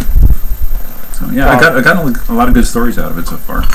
So I was going to ask, I guess you just kind of touched upon it. They're not very waterproof then? Weatherproof against rain? I'm confused because in all the one wheel videos you see them doing this outrageous stuff with them, riding them through everything. Rain on the beach, through the water, and the electronic compartments are supposed to be sealed, but at the same time, I've read other people say that just sometimes just riding through a puddle, and if it hits it the wrong way, it can actually cause damage. So I've been trying to keep it dry. Looks like it would be a great wheel to ride on the surf. Like I like to do every once in a while, and actually in the surf, the sand and the water. I've seen lots of videos of people doing it. So it just seems like it's a crapshoot. Maybe there's some issues with how well it's sealed, some quality control stuff. I don't know. By the way, let's see. Well, you don't have a KingSong yet to compare it to, but would you say it's Gotway quality, or would you say it's KingSong quality and build quality? No, it's good quality. I saw there's a couple videos out there that talk about the build process, and they show a tour of the one wheel factory. It's pretty impressive. Although there are some weird things with them, like I know some people have had issues with like a couple capacitors on the board coming loose. That they aren't like glued in place like they should be for something that could take that much abuse. But overall, it is tank-like. I would say that's a very good adjective to look or to use with that thing. Okay, and the fit and finish that strikes you as nice. Oh yeah. No, it's very high quality with the fit and finish. Good. And I'm curious, like how much. One of the things that I really liked about it was actually something that was made in the United States, which is in California. And I'm just curious, like how much the Chinese would sell something like that for. Like how much less expensive it would be if it was made in China. Yeah. Probably $500. Yeah, exactly. Exactly. Yep. I'm surprised. Actually, maybe there are rip-offs in China. There are. I've seen rip-offs. But I don't think they're anywhere close to the quality of the one wheel. You see a fan behind Marty? Yeah, I think the noise is probably coming from Marty's mic more than likely. They hear your fan, Marty. Oh, really? Wow. But it's fine. Is it like I can turn it off? I didn't know it was. No, we don't want you to sweat. Yeah, it's about 100 degrees here today again. I was riding. I went out to get my lunch, and I'm riding back, and I'm thinking, this is miserable. I was literally thinking of you and then some people who made some comments in the past about living in Phoenix and how during the summer basically it sounds like they don't ride. Yeah. And I'm thinking, if it was like this all the time, I'd only be riding like early in the morning or late at night because it's just no fun when it's 100 degrees out, and then if it's 90 plus where you are with 95% humidity, it must be horrible. Oh yeah, it is. It can get very oppressive, and usually I don't ride in the heat of the day. I'm usually in the morning or in the evening. Yep. Let's see here. That's nice of Katie's in here. You think an EUC is better dealing with water? It seems like I've never had water damage with EUC, and I've seen people ride an EUC through 6 inches of water, and some people even, believe it or not, ride their EUC through like the ocean. Believe it or not. Oh, Marty's turning off his fan. This is all about you guys. So I'll suffer here for a little bit. All right. That's dedication. There. Maybe that's better. Actually, it was making a lot of noise. Now that I turn it off. But,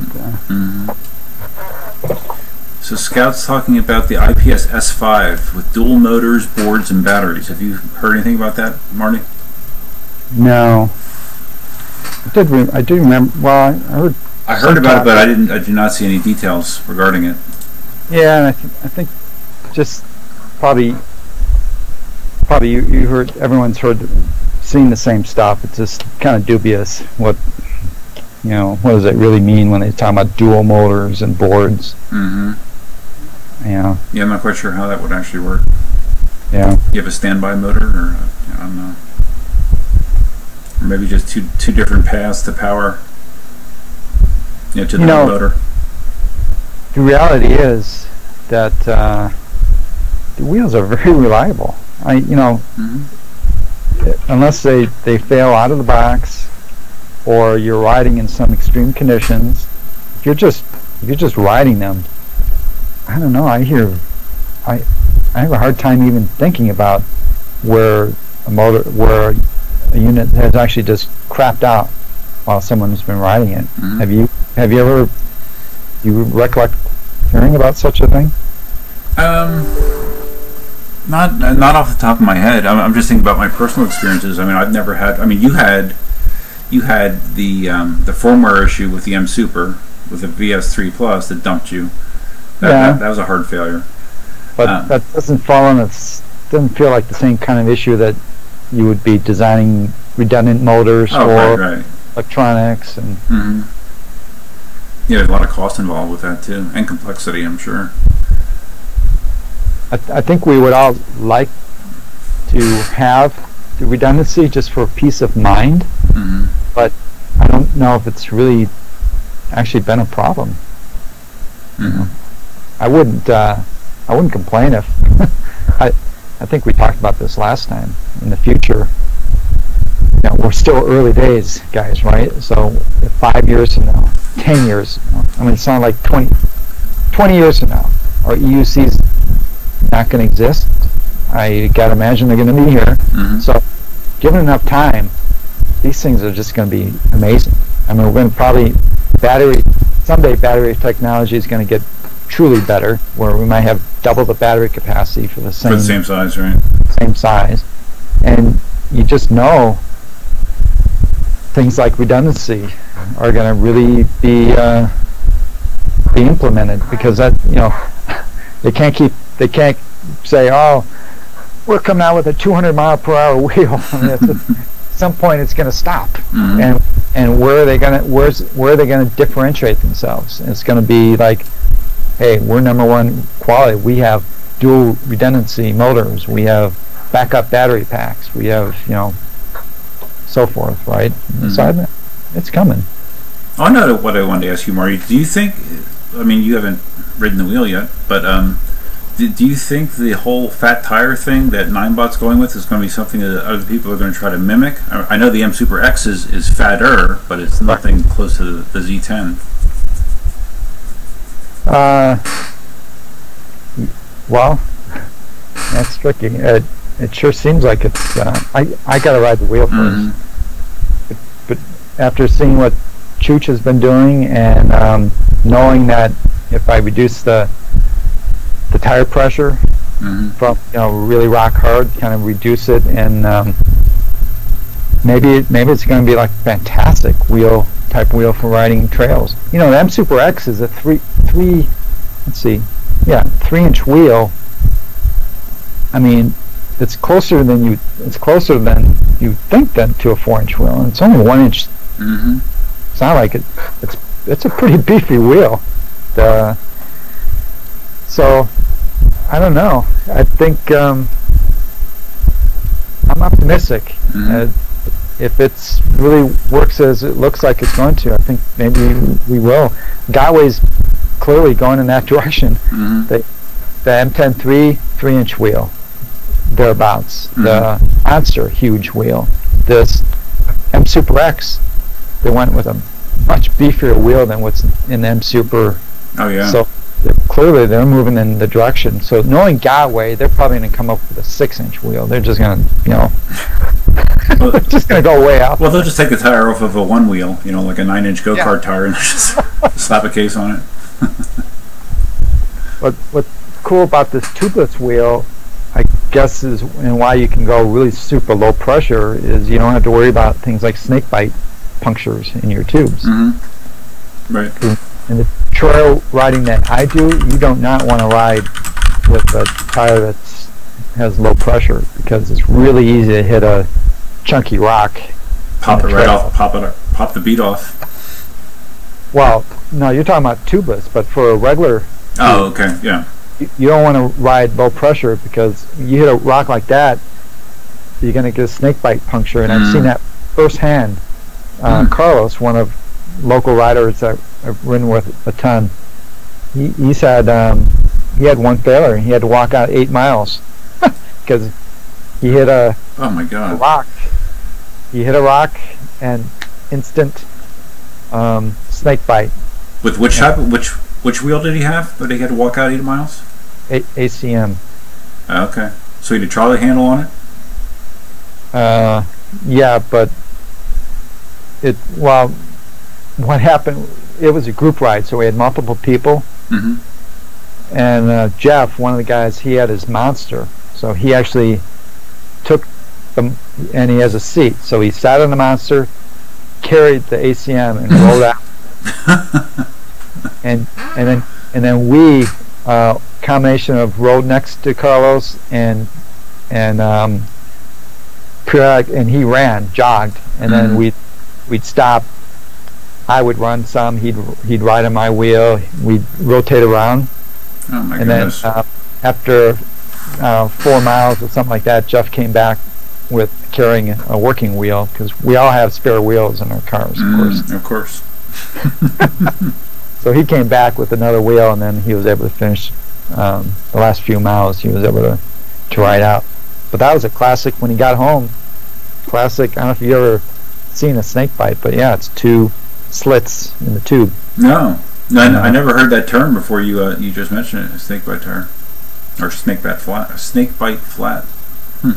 I hadn't either until about. Apparently, it's a common term in the mountain bike because they're the guys that are more likely to come across this happening when they again hit a rock and the tube is not fully pressurized. But with the tubeless, that can't happen. So apparently you can really ride much lower pressures, and you don't have to worry about. 10 psi. When I get that wheel from Chooch, it's going to be interesting to see what condition he leaves me the wheel. He was kind of, if you saw him, the unboxing video, he was like out of control. He was like, and I'm thinking, I hope he remembers how to repack this thing. Well, yeah, because you got to take the mud guard and the trolley handle off to pack it back up again. So hopefully he kept all the screws for you. So I'll do a nice box opening when I get it. Okay, Chooch. What condition did you leave this tire? Well, it definitely looked like it was a little beat up. How did you like his white eraser leg pads? Oh, yeah. And duct tape. A bit ghetto, but That worked, I guess. he did say if he get, I don't know if he's actually going to buy the wheel, but he said if he did buy it, he would. I think he said he'd buy something like buy some M Super pads and stick it. Yeah. Me, I'm gonna.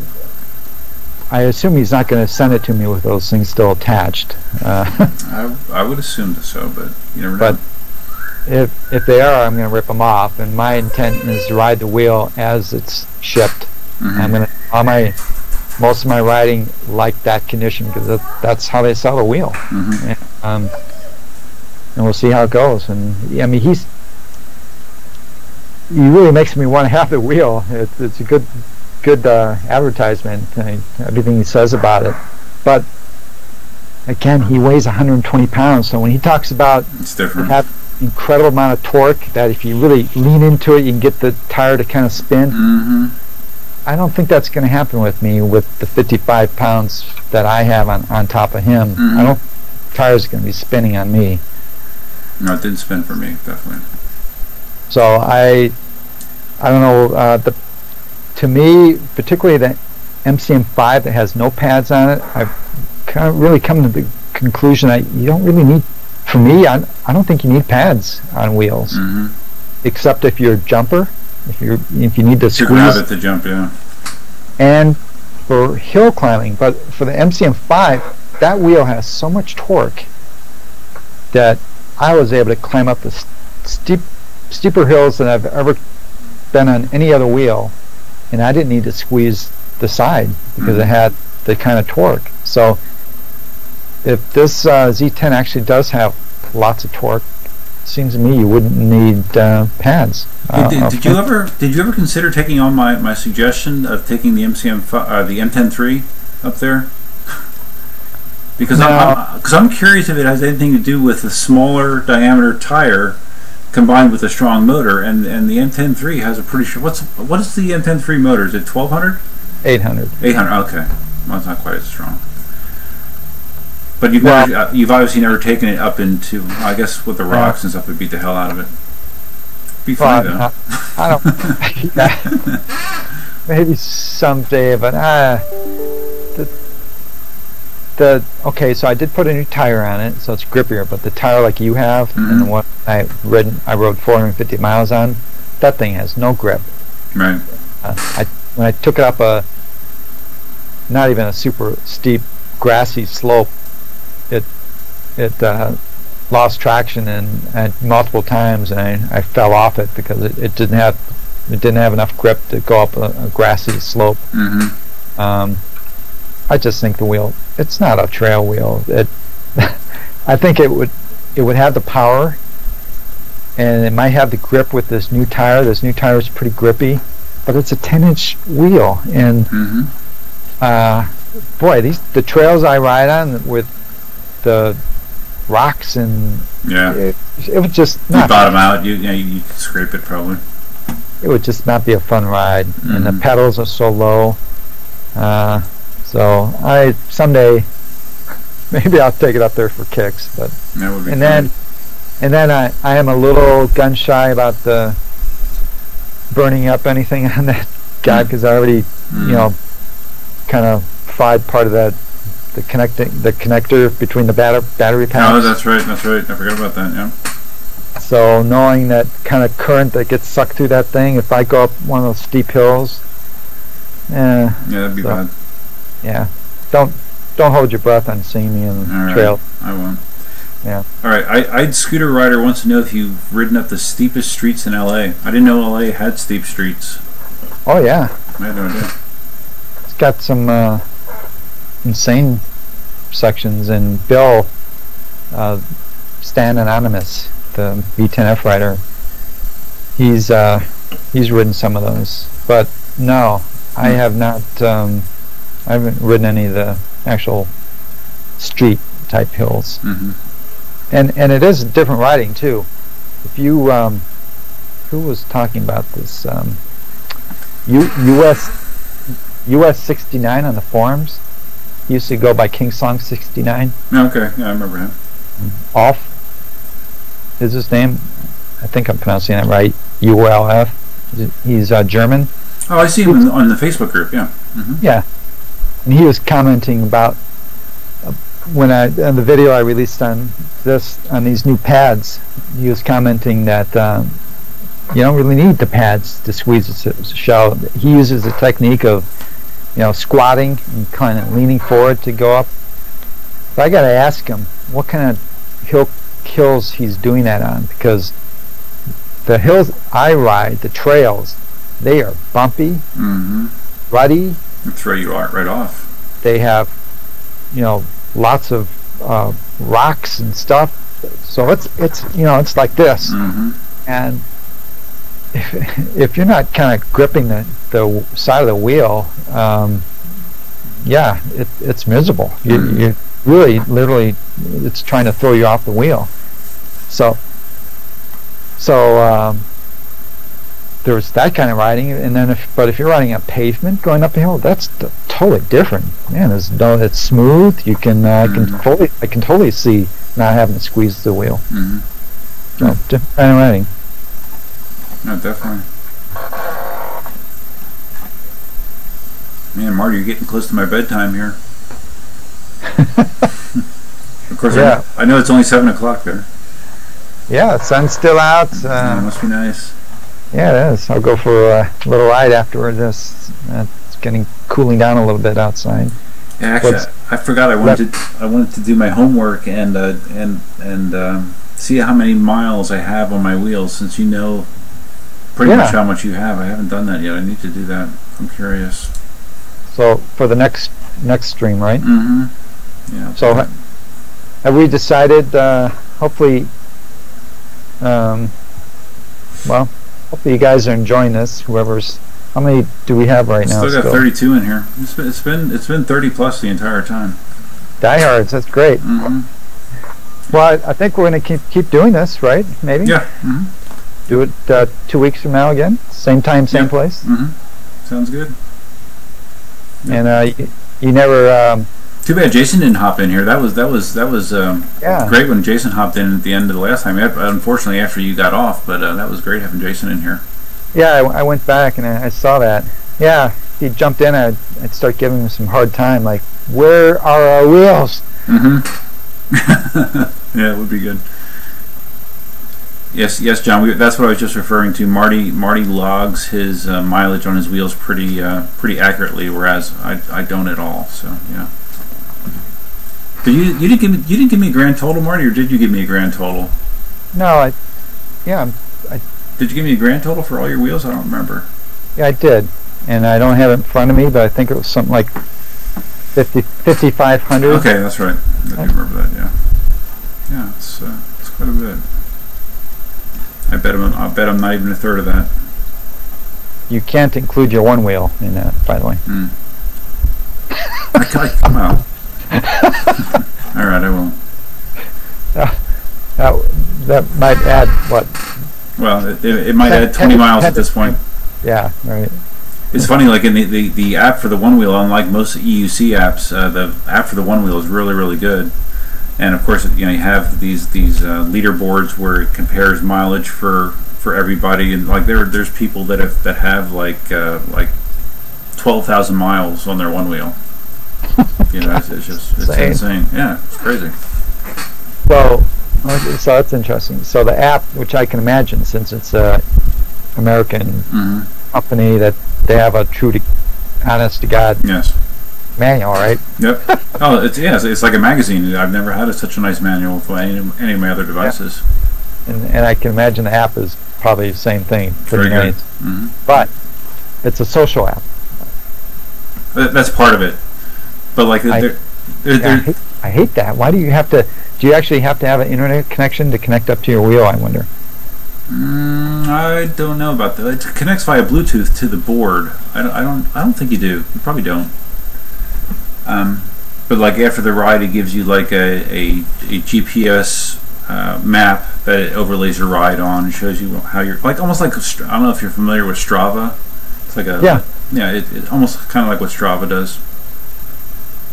So here's something interesting about the Inmotion app for the V10F. So Scott was telling me this, that apparently when you connect the app, to the wheel and you're using it, there's no way to hide your location. So he actually purposely does not connect to the wheel when he's at home, because otherwise it gives his location. And he was able to spy on Stan Anonymous when he was riding. He was able to see where he was. Really? And he was able to. He told me he was pretty sure where he lived based on what he was. Every time he'd see it turn on, he'd be a particular location. That's crazy. And that he was telling me there's no way to disable that function when you're. Is that only if you're like friends or whatever in the app, or like anybody? No. Really? Yeah. Wow. So, and that's why he's paranoid about actually using the app while he's at home. He makes sure that he's ridden away from home for a while before he connects. That's a little scary. The Chinese and I don't know, they're just so big into social. I really don't. I guess maybe it's just me. I really don't care too much about what my local Gotway riders, because Gotway's doing the same thing apparently. Yeah, with their new app. Yeah.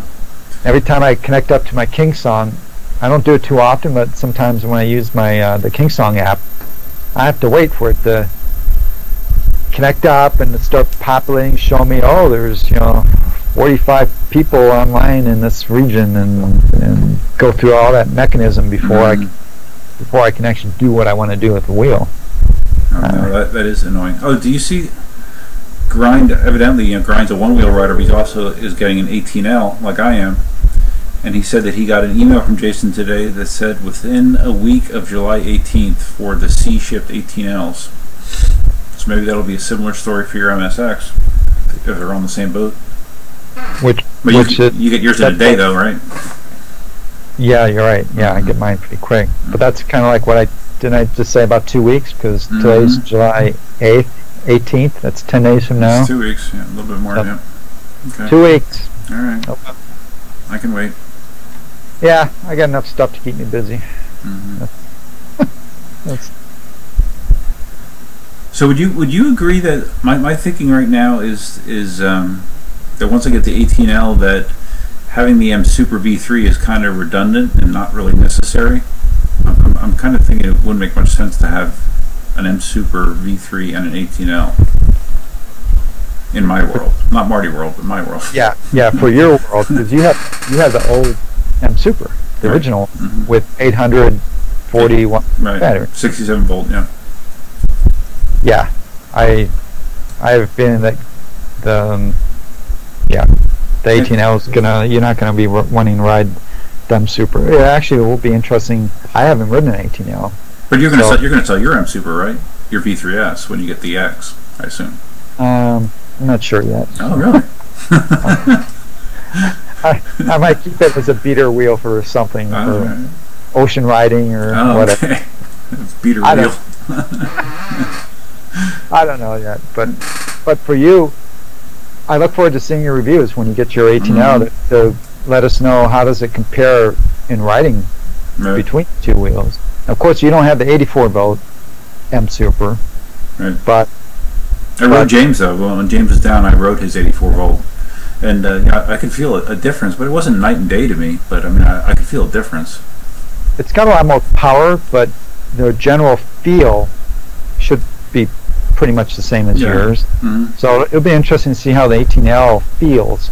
Not power wise, but how does it feel between the legs, between the wheels. Yep. So yeah, I have a feeling for you, if you want to get some cash, you might only be able to sell yours for a couple $100 though. But, yeah, you were saying. Well, you said. Well, didn't you say that you would ask maybe $700 for your VS3 Plus? Yeah. You gotta set the market a little higher for me. You need the bar to be a little bit higher, Marty. Well, then again, you said you didn't have any qualms about finding a newbie that doesn't know anything, and then maybe get a couple $1,000 for it. Yeah, that'd be great. Well, I think I bought that from Ian, and it was at a time that the exchange rate was real favorable, and it was like $1,200 I think at the time. We got yours at the same time, right? Not this one, but the other one, yeah. One just like yours. Yeah. It was identical to yours. Same one. Like $1,200, right? Same thing. The Monster, the ACM. I bought the 1,300 watt ACM and the M Super. I bought those off from Ian when that exchange rate was like amazing. Now his wheels are like super expensive for us. Oh yeah, it's terrible. Yeah, I think it was like $1,200 including shipping to the door. Yeah. Yeah, it was great. Cool. And his shipping was amazing. I mean, for overseas. I still can't get over it. I remember to this day. I still remember I bought the wheel on a Friday. Or no, I bought the wheel on a Sunday from him, and I had it Friday.